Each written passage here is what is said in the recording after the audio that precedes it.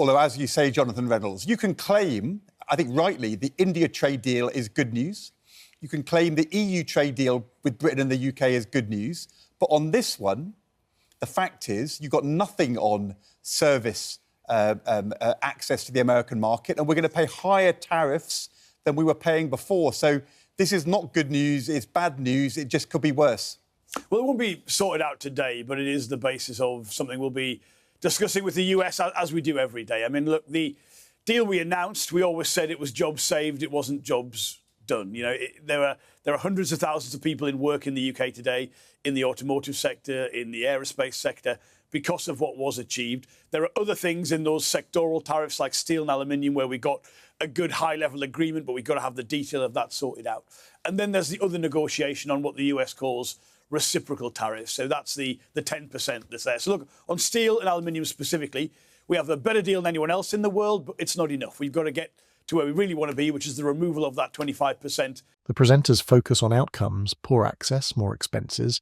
Reynolds resorts to relativism and slogans. Make sure you like and subscribe. I mean, you say that, you know, we got 10%, the EU got a 15% deal, didn't they?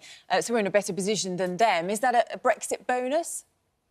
Well, look, being able to negotiate on our own is something that's come from leaving the European Union. So, yes, that's a bonus in that sense. I mean, I do try and get people, whether it's the US deal, the EU deal, the India deal, to say, look, however you voted in that referendum, you can support these things. They are in the interests of every bit of the UK, and that's a part of that. But look, as well, Brexit alone wouldn't deliver this. I mean, the previous government had these freedoms. It didn't deliver very much. It's how you approach it, and some people have offered all kinds of advice on the US relationship of how we could have played this, but I am certain that what we've done, which is engage with them on the issues, has delivered the right thing for them. When forced to give credit for Brexit, he uses process and blame rather than net benefit now.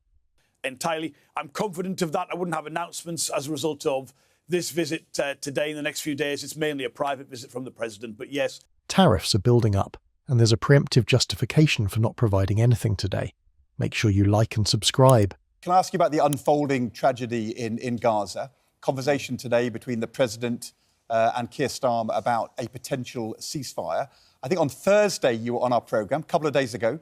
We asked you about this issue of whether the UK will join with France and recognise the Palestinian state as part of that process towards peace. You said it's when, not if. There's no split. The whole of the Labour Party, every Labour MP was elected on a manifesto of recognition of a Palestinian state. And we all want it to happen. It is a case of when, not if. But, you know, the reason I gave you that answer last week is the one I'd give you now. It's about how we use this moment, because you can only do it once, to have a meaningful breakthrough. There are, I think, 140 countries around the world who already recognise a Palestinian state.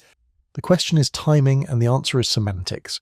Desire without a date results in delay. Just if what we Keir want in the Starmer UK follows the French example and this week changes from what he said on Friday and announces that he will go for Palestinian state recognition, are you saying to me that's not another U-turn from Keir Starmer? Because I have to say, it looks like it would be now, given his resistance.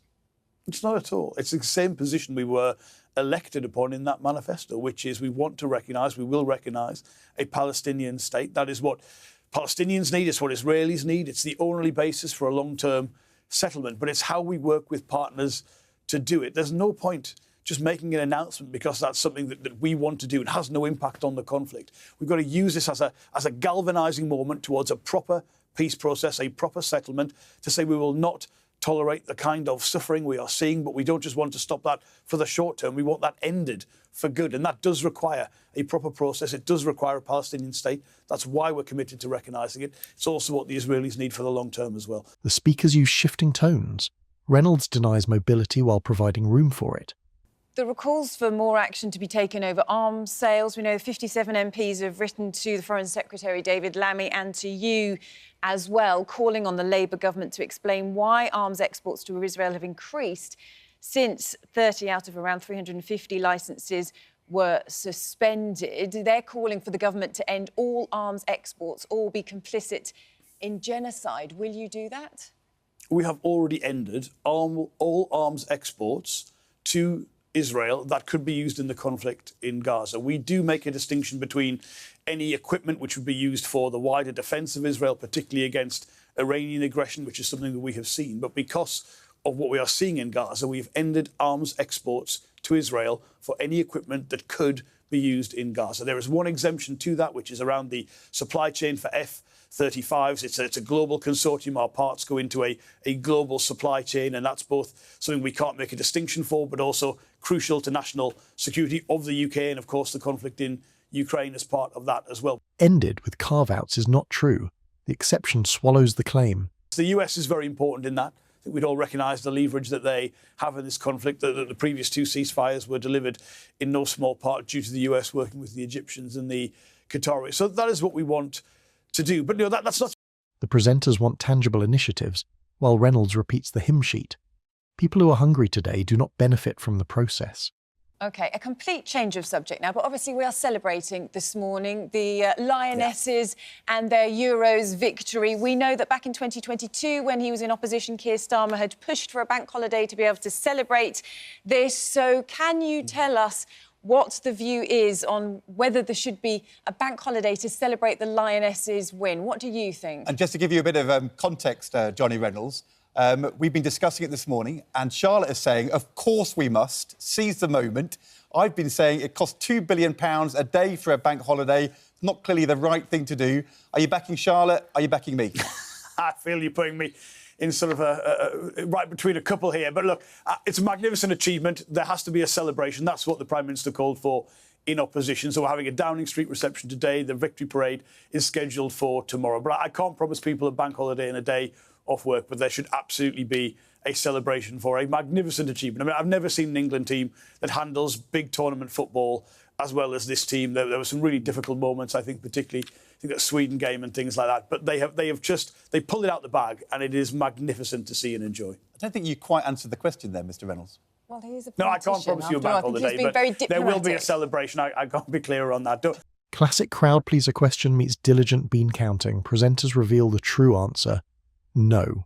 But don't forget, Ed, when you're talking about tariffs, you're talking about your own people pay those. Yes, UK goods, for instance, to the US would be more expensive with a tariff in place. But it's the American public who pay those tariffs. So that's the decision any country has to make. But I am confident in the approach that we've taken and how we are continuing to have that negotiation to make sure we get this to the maximum possible benefit of every bit of the UK. Can I ask you about the unfolding tragedy in Gaza? Conversation today between the President and Keir Starmer about a potential ceasefire. I think on Thursday you were on our programme, a couple of days ago. We asked you about this issue of whether the UK will join with France and recognise the Palestinian state as part of that process towards peace. You said it's when, not if. Pretty clear, though. Keir Starmer was very resistant on Friday to that. I would say a different tone from you. There was a split in the cabinet with people like Wes Streeting saying, do it now. You saying as soon as possible, Keir Starmer resisting. Is that split going to be sorted out this week? Even if US purchasers pay customs, UK exporters lose price competitiveness and market share. The studio's point remains, it is worse than before. Let us know what you think down below in the comments.